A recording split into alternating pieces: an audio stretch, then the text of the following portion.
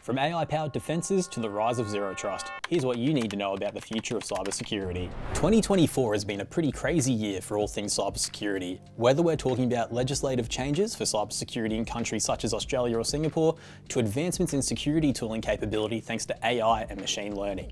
We are now seeing more organisations start to build out their own cybersecurity practices. But that's not all. In 2024, we've seen attackers continue to diversify their techniques to compromise businesses.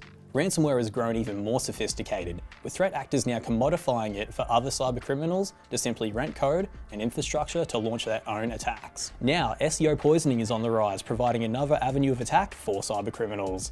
FS-ISAC has reported that on average, organisations within the APAC region are facing an average of 1,963 attacks per week, and that there has been a 15% rise in cyber incidents across the entire region this calendar year. With that out of the way, let's talk about some of the trends we can expect to see within the industry for 2025. First off, AI is here to stay, and we're going to see a lot more adoption from security vendors. With the ability to help enhance detection capabilities for organisations, AI will assist defenders with correlating and analysing data, providing huge time savings to businesses, whether they're investigating an incident or identifying trends on assets that they manage. It's not just security vendors who will be integrating AI into their products. End users will also start using AI to help them inject security into their day-to-day role.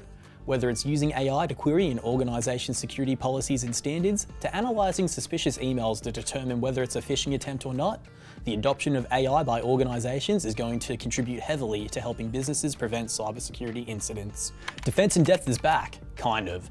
Events in 2024 highlighted the importance of having a diverse security solution stack.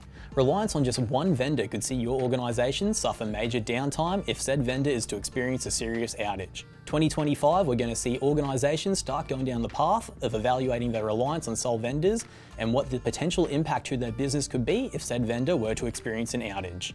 Finally, zero trust adoption will continue to soar. What started out as a security architecture concept only being implemented by the big players, we're now seeing vendors make designing, implementing, deploying, and managing a zero trust architecture easier than it has ever been before. Gone are the days where you need to be in the office on a specific subnet to access resources. Zero trust is enabling employees to work with mobility by moving the security perimeter away from the network and instead moving it to an end user's device. So that's what you have to look forward to for 2025. What are your thoughts and what trends do you think will be relevant? Comment down below.